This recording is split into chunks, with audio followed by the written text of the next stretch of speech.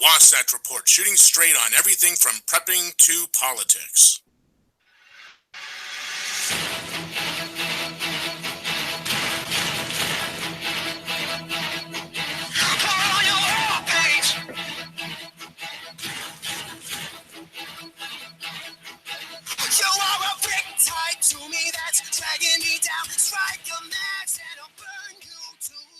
Well, good morning, everybody, and welcome to the Wasatch Report. I am Suzanne Sherman, and you have tuned into the Cerberus Radio Network, defending liberty and freedom from the flames of tyranny. We are broadcasting live right now, Wednesday, December 6th, year of our Lord 2017. I'm hoping I didn't bite off more than I can chew for 1 hour segment. If I go longer, you can hear the episode in its entirety on YouTube, on the replays on radio.co. It might be cut off, but we're going to see what we can do. I want to cover Trump and the national monuments issue going on out here in Utah. President Donald Trump was in Salt Lake City to announce the reduction, scaling back the Grand Escalade, Staircase National Monument, and Bears Ears. I'm going to get into that also. Carl Jones and I forecast the issue correctly with national reciprocity. This thing hasn't even been signed into law, hasn't even been voted on yet in both houses, but already the Democrats are trying to attach gun control. We thought that this wouldn't happen until after this was signed into law, put into effect and challenged. Going to get into that, and then also my take on the absolutely disgraceful Steinle verdict. I can't really blame the verdict. The verdict, given what was charged, was the correct verdict, but I'm going to have a take that I have not heard on what I have been following on the mainstream media. Nobody really wants to talk about what the real issue is. If you want to join us here today, 717-467-1736. You can also send me messages. I get a lot of them during the show, and I'll get to those on Facebook. You can follow us on the network, facebook.com/Cerberus Radio Network. If you want to send me private messages so I can get them in real time, facebook.com/Cowgirl Esquire. We also have a fan page we're bringing back to life. We've been neglecting it a little bit, but that's facebook.com/CRN. We invite anybody to participate in that, post links, join in our discussion. By the way, if you have something to say and think that you would like to have a show on here, we have more users available. In the meantime, but contact us and let us know if you're interested. And in the meantime, you can listen to my show. Jeff Johnson has a paradigm shift. He goes Mondays. We usually go back to back. It's a absolutely crazy schedule right now for the two of us. So we're just going to try and get you as much programming as we can until the Christmas season is over, and then hit it hard and be consistent starting the new year. That's our resolution. And also you can listen to Mike Meharry's podcast. He's from the 10th Amendment Center, and he also has somebody sharing with us Shift Gold. He and Peter Schiff talk about gold and the benefits of making investments in gold. And also, by the way, speaking of the 10th Amendment Center, they're going to be publishing yet another article that I have written. I wrote this over the weekend, and I will announce that topic. It's going to actually be about immigration and federalism, and I will be addressing that issue with the Steinle discussion later on in the show. And I would like to ask you also to check out the most recent article that they published that I wrote, and that is the Church of the National Government, and that was my addressing Donald Trump's assertion in last year that in America, or I think this summer, in America, we worship God, not government. I disagree with that. And I want to first start off the show by letting you know Jeff is here. Jeff Johnson, one of the co-founders of the network, he and Daniel Bailey. He is producing the show. I want to just take a minute, Jeff, to thank you for all you do. I kind of treat you like my administrative assistant at times. It's not intentional, but you know the technology stuff. You always help me out. You're always there, and I could not do this show without you. So thank you. And how are you this morning?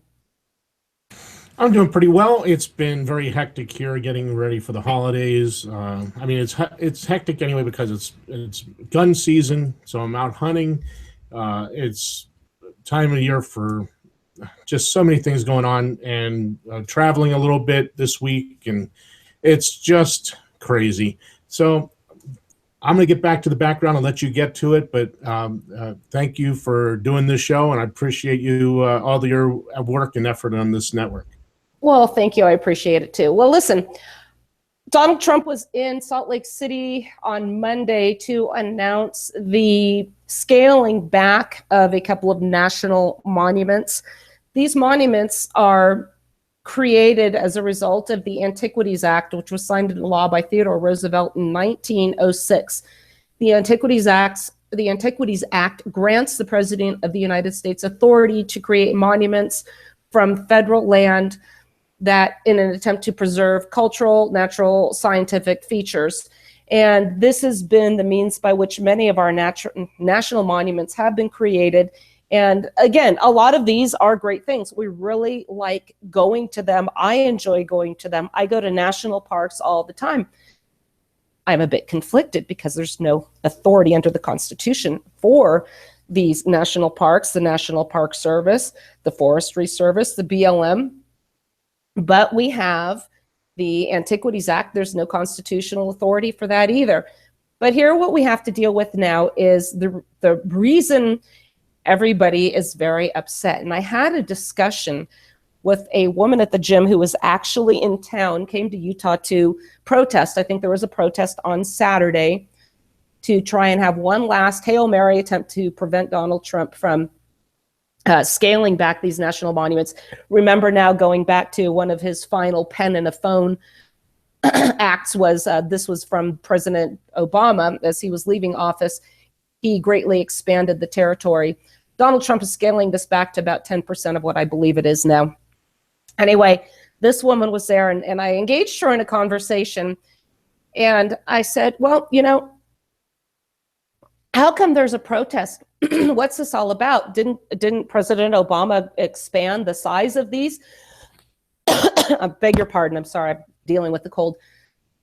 And she said, yes, he did. And Donald Trump is making them smaller. He's going to make this land go public. And I said, oh, really? And I said, I know these lands are really are great to go to. But I'm kind of a purist. I like to know what's constitutionally permissible and not. And is this constitutionally permissible to have this much land under federal ownership? And her response was, well, of course, the response never has to do with the question involved. Well, I think people from around the world should be able to come and see these monuments. They belong to everybody, this land does. And she said, I want people from all over, from internationally to come. And I said, you know, you raised a really good point there. And if you could give me the names of some state parks that prohibit international tourism, I think we should address that issue and that should be stopped. Is that going on? I'm trying not to laugh as I'm saying this. Oh, no, that's not happening at all. And I'm thinking in my mind, then what is the freaking problem? But here's where she said, this land belongs to the world. I'm a globalist and UNESCO should have control over this land. If you don't know what UNESCO is by now, it's the United Nations Educational, Scientific, and Cultural Organization, Agenda 21, now known as Agenda 30. What she's trying to say here, and this is why it's such a big deal, is she thinks that this land should be under the control, ultimately, not of our, assuming we have an elected government here, federal government, that is representative to us, which it is not just our federal government, but to the United Nations. This is an attempt by these people to surrender our sovereignty to a global entity, which has proven time and time again, it goes against our interests as Americans. So that was very telling. I want to focus now on an article. Again, I encourage you to go to my Facebook page and read these articles I post. I love Mises.org. Ryan McMacken explains that Donald Trump's action on public lands in Utah is not privatization. And this is why they are so upset. They think something is going on, excuse me, that is not. I had somebody commenting on my page. He's just absolutely apoplectic saying, This is going to now be privatized. You'll really regret this when the greedy corporations start raping the land. Oh, really? What a drama queen. Let's have a rational adult conversation. Thank you to Ryan McMacken, and we're going to get into his article. The amount of land, and this is very obvious, the amount of land owned by the federal government in the western states is enormous. The federal government controls 640 million acres, not counting the far larger federally owned areas of the coastal seafloor. And this is really as part of the western states. The federal government owns more than a third of all the land. Here in Utah, the federal government owns 65% of the land. The federal government is likely to continue owning at least 65% of the land in Utah, in spite of the recent decision by the Trump administration to shrink 2 national monuments created by the Obama administration, as I mentioned earlier.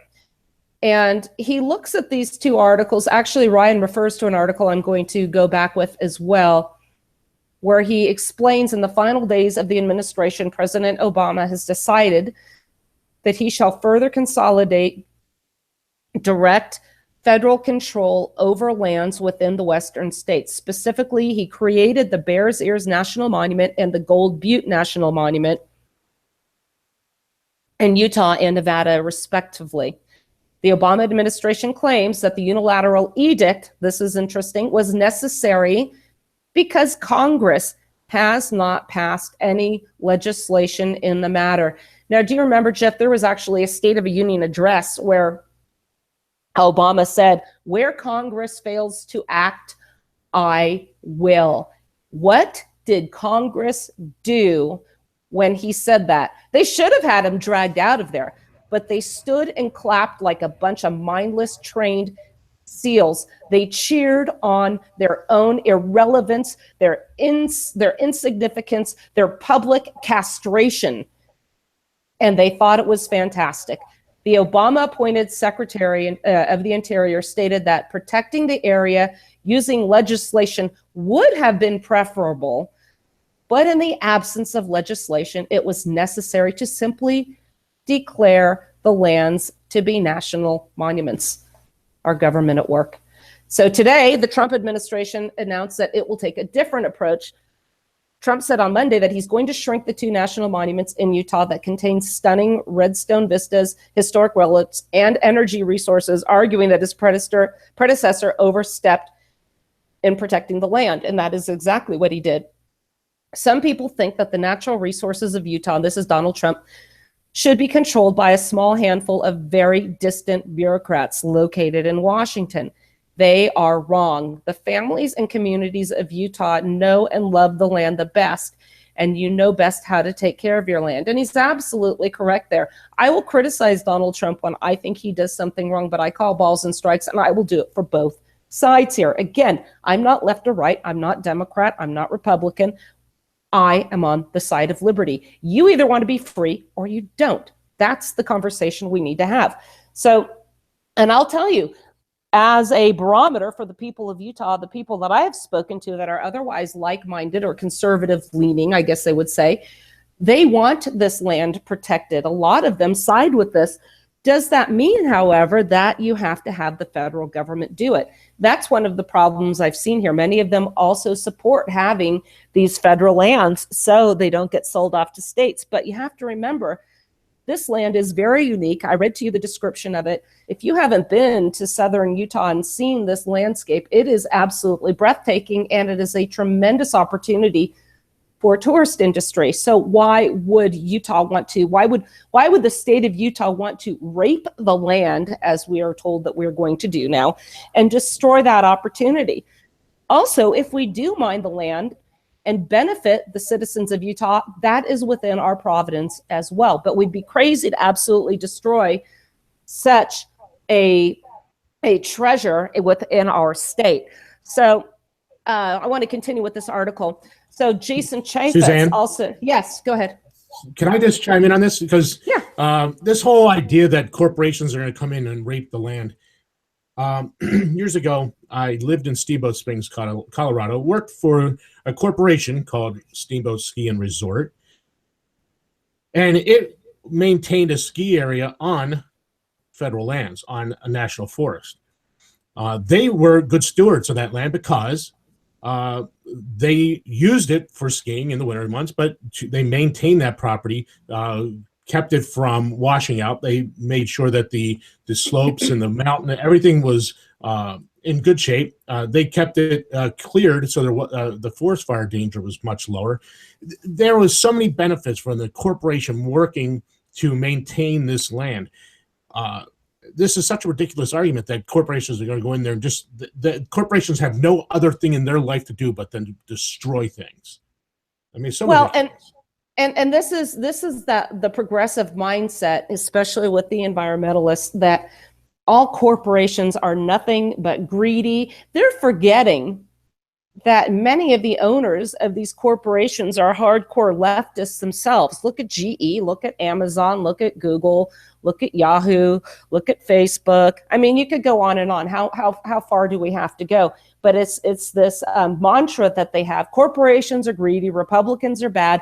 There isn't a lot of thought that goes into what they have to say. It's emotion. To be progressive, to be big government, you have to feel, you don't have to think. So going back to Ryan's article on Mises.org, in spite of the fact that these, quote, public, meaning government-owned lands, look to continue to be public lands, one observer claimed the move is the largest attack on parks in our nation's history. Oh, I forgot to quote Jason Chaffetz. In the case of Bears Ear National Monument, all of that land, and this is key here, was already federal land, mostly managed for conservation use. With President Obama's monument designation, the maintenance fell to the already strapped National Park Service. Many of these lands were once managed successfully by other agencies like the Bureau of Land Management and the U.S. Forest Service, and can be again. And what I think also is these lands, again, need to be managed by the state. It needs to be privatized. They should sell this land. And what's to say, by the way, that at some point, Donald Trump, now they're talking about reducing spending, okay? What's to say that we're not going to have some of these lands auctioned off, and who's going to buy them? Is it incomprehensible that if they're auctioned off, that maybe foreign interests could buy these lands? So, we have to look at that as well. There's this presumption, an irrebuttable presumption from the people that oppose this, that the federal government can do no wrong. And they absolutely don't understand the dynamics of how poorly the federal government manages these forest areas. Look at Yellowstone and the wildfires. I mean, you can see pictures of forests that are managed by states and forests that are managed by the Department of Forestry, the USDF, and you can see the difference. One forest is very healthy, the one managed by the states, and the U.S. government does a poor job. Another case in point is the release. I won't even call it the reintroduction of wolves into Yellowstone. They introduced a non-native invasive species with devastating effects. I actually did a show with Lobo Watch on the old network, and I'll try and find that. And I'll share that on my page, at least, so you can look into that. But going back to the Bears Ears and the National Monument, Ryan McMacken goes on to say, it may be that local politicians want to privatize the land. And for that to happen, two things are going to happen.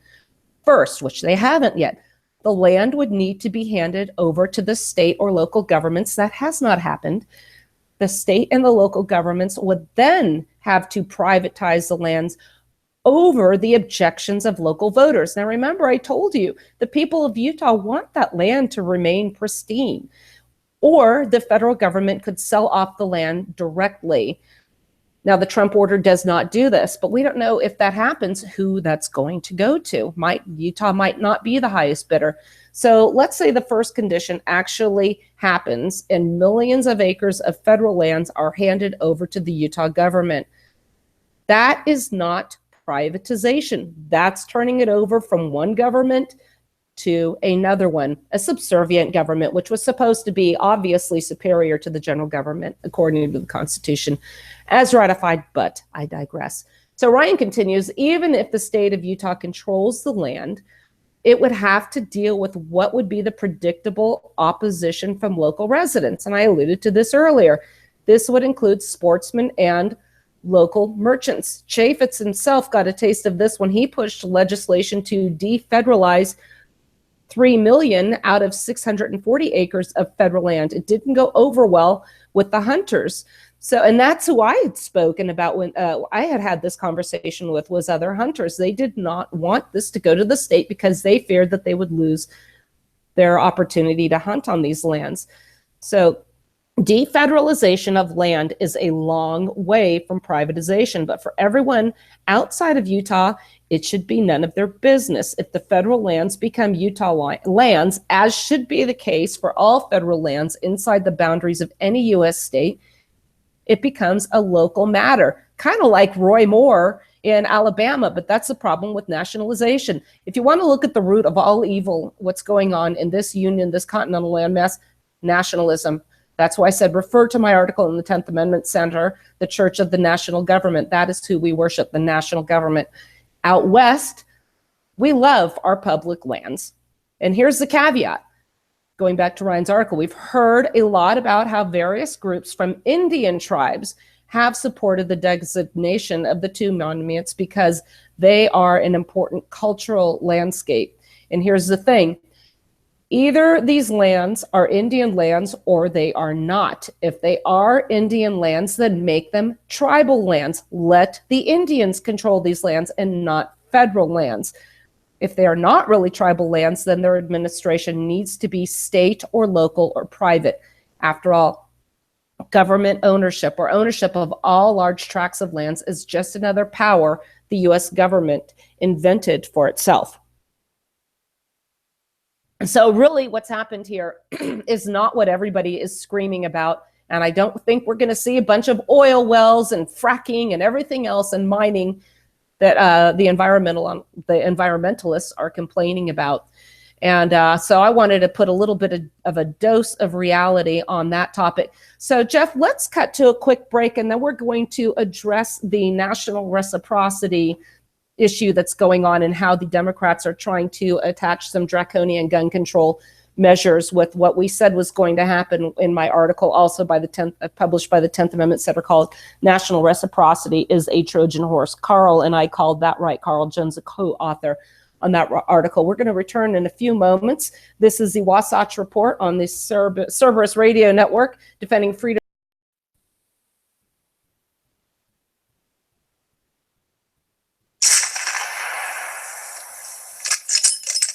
Wasatch Report, shooting straight on everything from prepping to politics.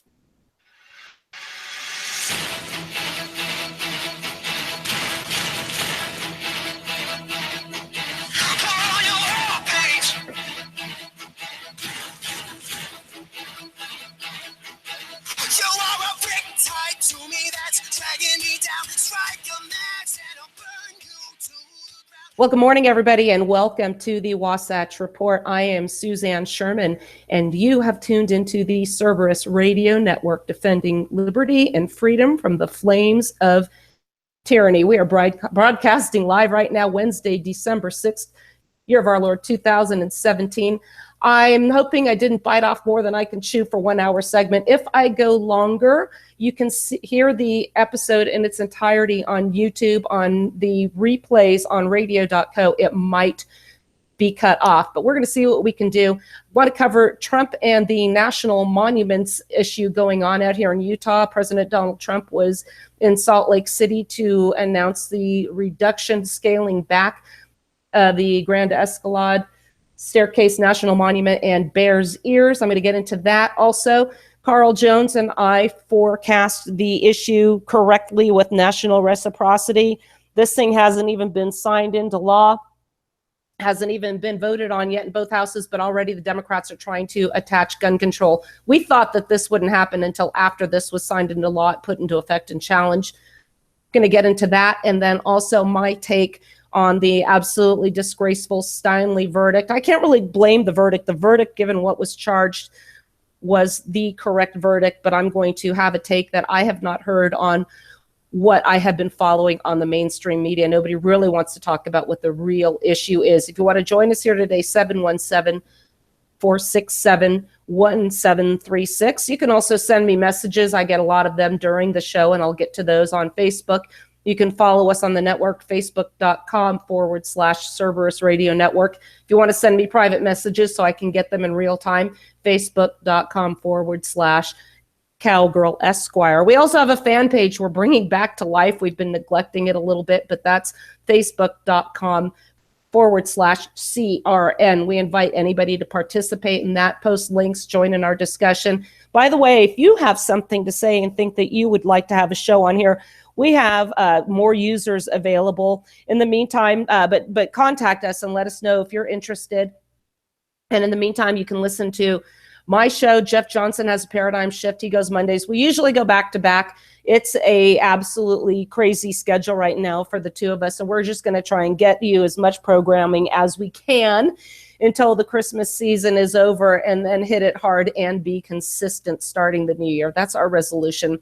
And also, you can listen to Mike Meharry's Government in Direct Contravention to the Second Amendment mandate that states across this union honor every other state's concealed carry weapons permit. That is in direct contravention, as I said, to the Second and the 10th Amendments. And gun rights advocates are saying this is a good idea. It's a step in the right direction. I have debated on the air numerous radio personalities, so-called debate experts, and they cannot overcome the fact, the irrefutable and historical fact that this is exactly the opposite of the form of government that was consented to. And I guarantee, I said, you mark my words, this is a Trojan horse, hence the title of our 10th Amendment article. National reciprocity is a Trojan horse. This will be a Trojan horse by which restrictions of rights will be ushered in. I really anticipated that that would happen once the law went into effect, and that the differences of among the states of allocating and granting these permits would be called into question, and this would go to the Supreme Court, who would come up with their own set of regulations. But what I didn't anticipate was that before it even got out of Congress and signed into law, and I'm hoping Trump will veto this, that the Democrats, out of an article in Breitbart, but everybody's talking about it, Representative Thomas Massie sounds the warning. Well, not before we did. House leaders are trying to merge Obama-style gun control with national reciprocity. Hey, you heard it from me first. And going to the article, this was dated on December 4th, Representative Thomas Massie, who's out of Kentucky, is warning that House leadership plans to merge Obama-style gun control with national reciprocity for concealed carry. The news comes just days before Representative Richard Hudson, who's from North Carolina, the national reciprocity legislation, H.R. 38, is supposed to go to the House floor for a vote. Massie explains that the gun controls are contained in the FIX NICS, which is a background check legislation, the very legislation that the House leadership plans to merge with H.R. 38. He used a Facebook post to explain the FIX-NICS legislation would allow agencies, not just courts, to adjudicate your Second Amendment rights. Okay, here's the problem. Here's a guy like Massie, who's supposed to be one of the good guys, one of the guys looking out for us, who doesn't understand the fundamental nature of the Constitution he took an oath to uphold. There is no such thing as a Second Amendment right. These imbeciles cannot understand the irrefutable fact that the Second Amendment restricts these clowns in DC from regulating firearms at all, period.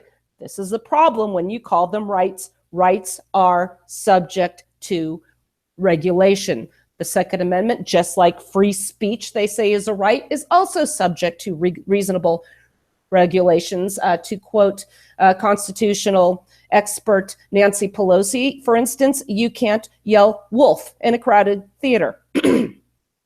going back to Massey. Fix NICS encourages administrative agencies and not the courts. Now remember, administrative agencies are completely unaccountable to you and I, to submit more names to a national database that will determine whether or not you can obtain a firearm. National database. National, there's the N word. Like I said, it is the root of all things evil in this union.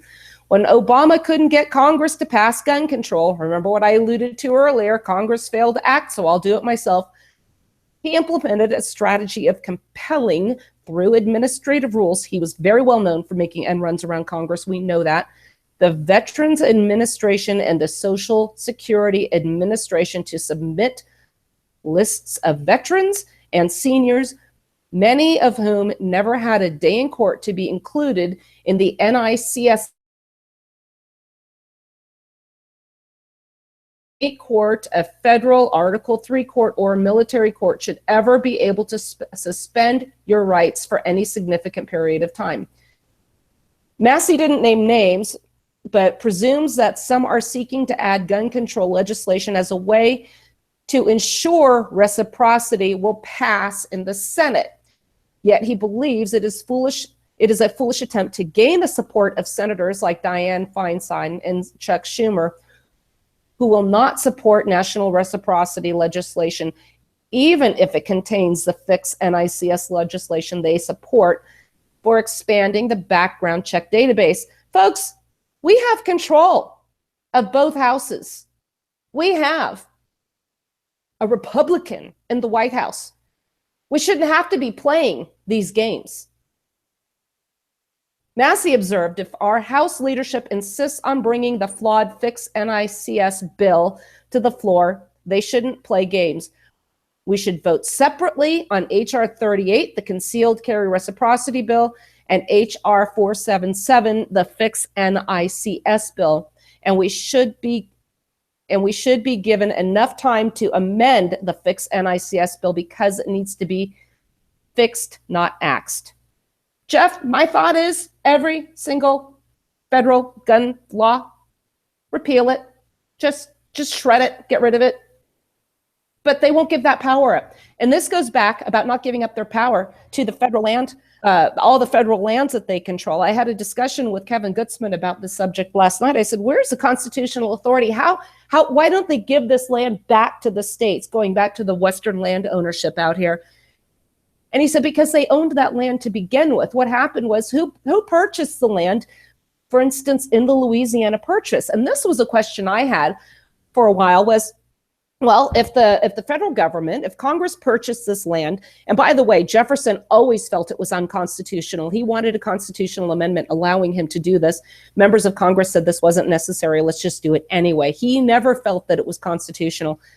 But they owned this land. But why would it just go to the states? Simply because they became states. Well, they were selling this land off. They were auctioning it off. We had the Homestead Act. But here's the thing. They never anticipated that 200 years from now, the federal government would still be owning all this land. They assumed that it would simply go to the states, and the states would take over the ownership.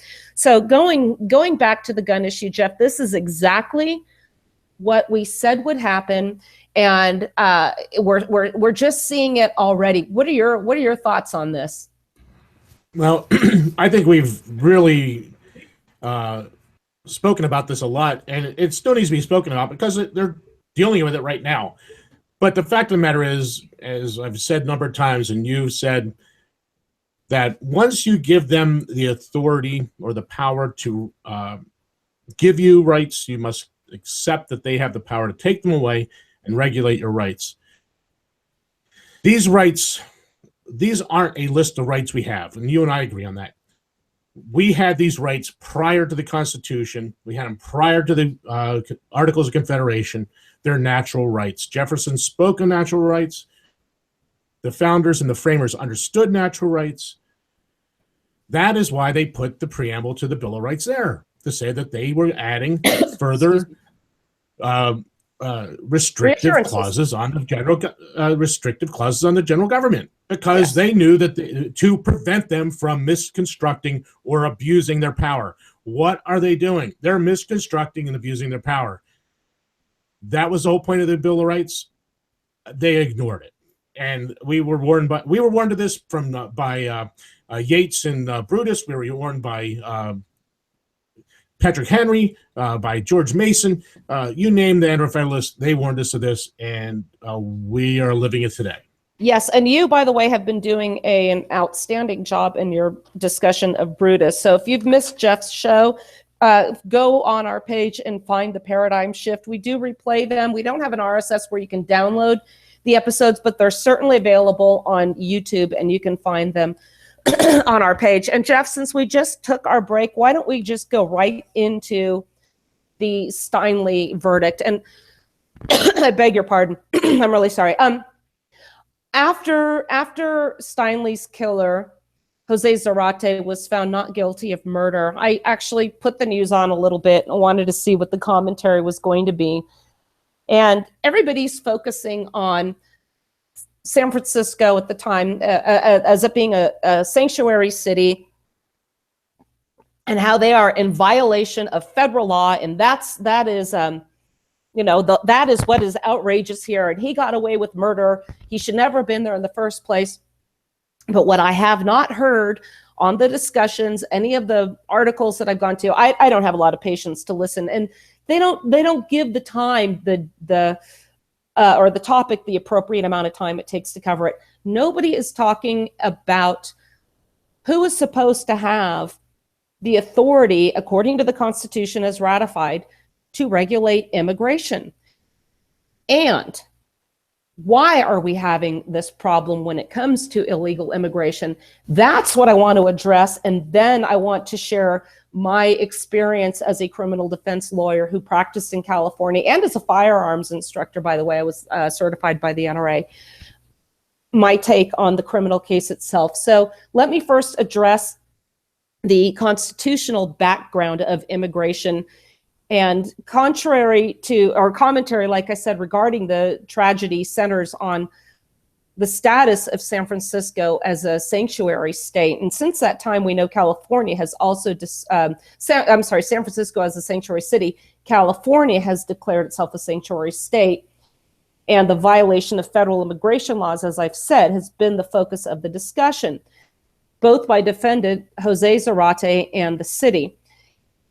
Zarate was awaiting his sixth deportation, and he was released by federal immigration officers to the sheriff's department in San Francisco, who subsequently released him, pursuant, again, to the policies of San Francisco as a sanctuary city. Absent from this discussion is the issue of who has the authority to create and enforce these immigration policies. So whenever we have this question, I look to this little document called the Constitution. Article 1, Section 8, Clause 4 of the United States Constitution empowers Congress to establish uniform rules of naturalization. Naturalization, however, means who may become a United States citizen. It does not address the issue of who may enter into the borders, the nation's borders, which is immigration. So the use of the term nation here is problematic, and it's the heart of the issue when one considers history of the founding of our current system of government. The Constitution was submitted to 13 states for ratification.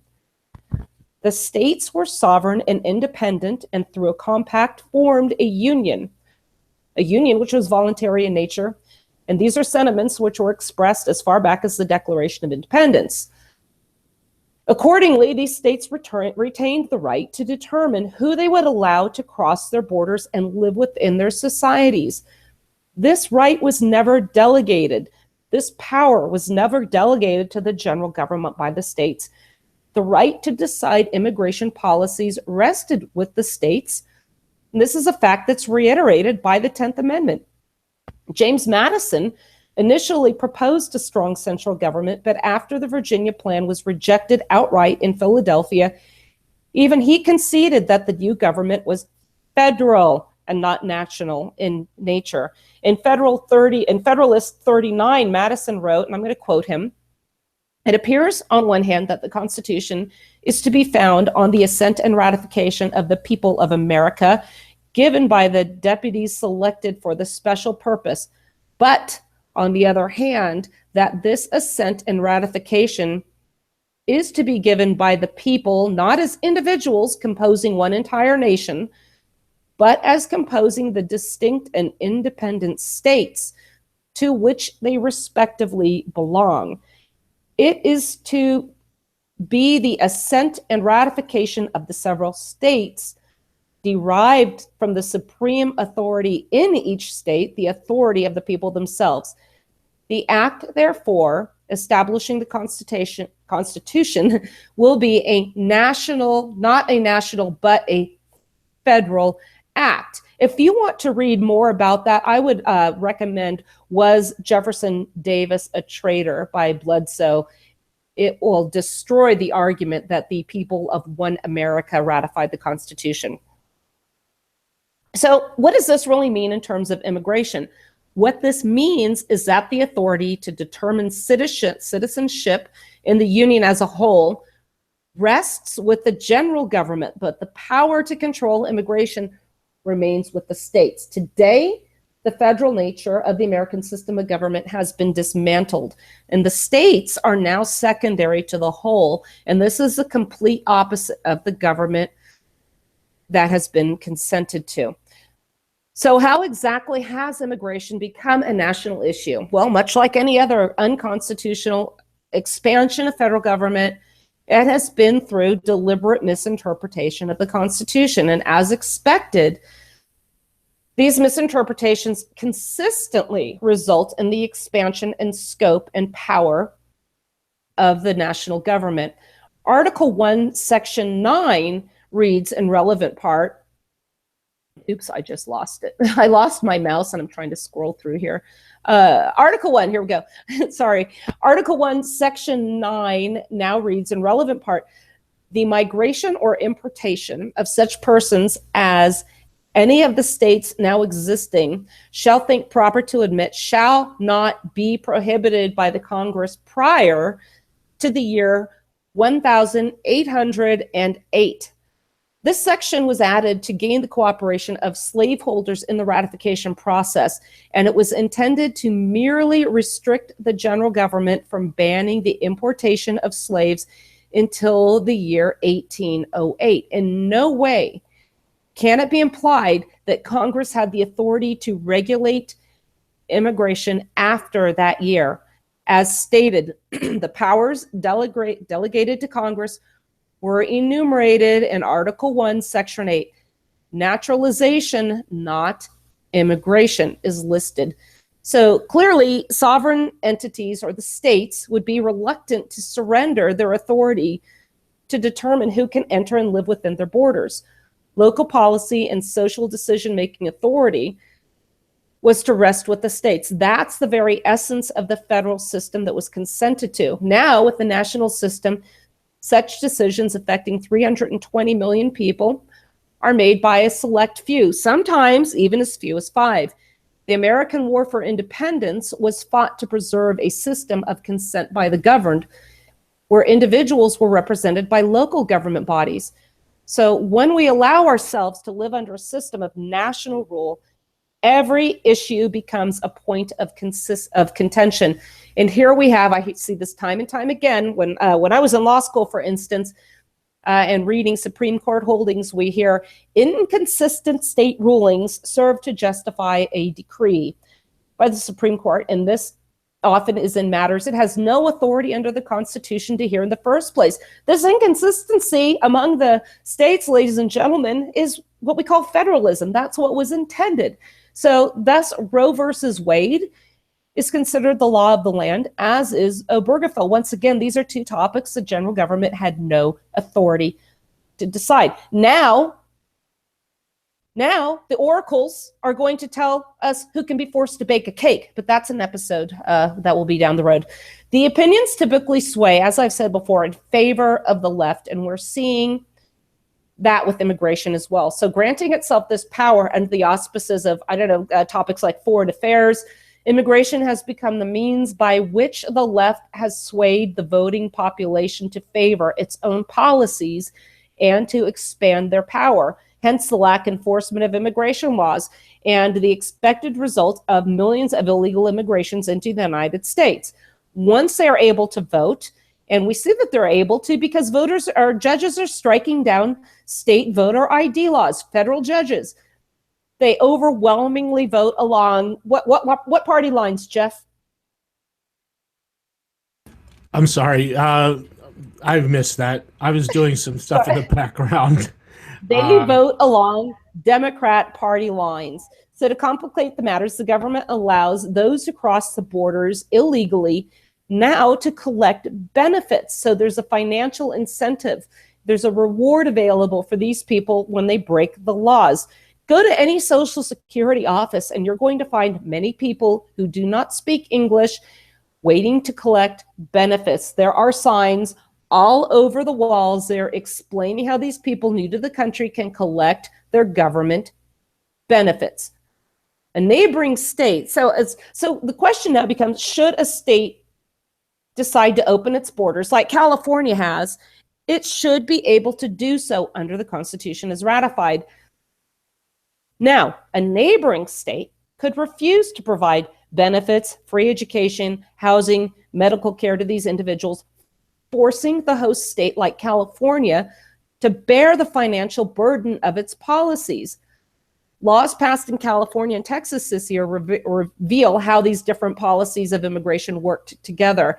And what I'll do is post some links for that so we can get into it further. We don't have time in an hour here. But unfortunately, the national financial law allows immigration to all of the states, regardless of the preferences of the citizens of the different states. So these national benefits follow them when they cross the state borders. California has elected to become a sanctuary state, and it should bear the responsibility for the burdens this policy creates. And unfortunately, its citizens are going to be killed by these people. And we saw that with the Steinle case. Thanks to nationalism and the fact that these states are merely a subsidiary to the whole, those who enter states with lax borders and sanctuary policies may now burden other states as they are free to travel and collect benefits across this union. What this means is one state's residents must pay the price for the policy-making decisions of another. The founders and ratifiers took painstaking measures to ensure that this would not happen, and to accept that the federal domination over the states when it comes to immigration laws is to reject the notion that the states are capable of self-governance. If we reject that, then we have surrendered our revolutionary legacy. Now, Jeff, I've been on radio shows where I've been asked, well, isn't it the federal government's job to enforce federal immigration laws? And you should see the look on their faces when I'm in the studio and I say, no, traditionally, according to the Constitution as ratified, this was a state matter. But as I've said before, unfortunately, we're living in a post-constitutional society. But I keep telling people we have to keep going back to these principles. You know, we still talk about 18th century ideas for 21st century thinkers, because if we understand that the nationalization of immigration laws is part of the problem here, because again, we have these leftists that say, well, we're simply not going to enforce them and then everybody can come in. That's why we have these problems. Under the Constitution as ratified, the Constitution granted the general government power to punish 3 crimes: counterfeiting, treason, and piracy on the high seas. Why in the world would the Constitution grant the general government the power to have laws, create laws, to legislate in an area of law it had no authority to legally enforce? So that is the discussion that I'm not hearing on any other commentary on radio or television. Maybe because people think talking about the Constitution as ratified is a waste of time. But Jeff, I like to tie this into my preparedness mindset that if everything does go south and we need to restart, if we have these conversations and people know these issues, we can rebuild and learn from our mistakes. And that's why I talk about this stuff all the time. It doesn't seem like anybody really cares about it, but I really think we should. Do you want to have something to say before I get into the criminal trial? Yeah, just real quick. This all goes back, again, what was the purpose, even of the Bill of Rights? to make sure that the government knew its restrictions. And that's why the 10th Amendment is part of the Bill of Rights. If it wasn't given to them, it's none of their business. So naturalization was given to them. Immigration was not. Those words have meaning. And that's, again, this is where, we get into this all the time, is that words have meaning. And what they meant then doesn't change because it's 2017. Yeah, and it still matters today. Yeah, you get into the argument, well, the Constitution is old. It needs to be adjusted for modern circumstances. Excuse me. And I tell you what, there is that opportunity to do so. It's called an Article 5 Constitutional Convention, where you can, in fact, amend the Constitution. Now, whenever a federal judge sits down in his government-issued black dress, we have a constitutional convention. Only nobody invited the states. Remember, to change the Constitution requires ratification of 3/4 of the states. When's the last time we had that over any of these social policy matters? We're not having it because of one reason. They know they will lose. So I want to turn now at the end of the show to my analysis of the criminal trial and why Jose Zarate was acquitted and allowed to walk from and escape any culpability for the death of Kate Steinle. When this verdict came out, people were saying, there's something we're missing. What are we not getting here? Why did this happen? What don't we know about this case? You know what we don't know about this case? There's no mystery here. This is progressivism. This is California. You're not going to get anything sane coming out of California for this to have happened. And this is what I've been saying since I read about this. The prosecutor wanted to lose this case.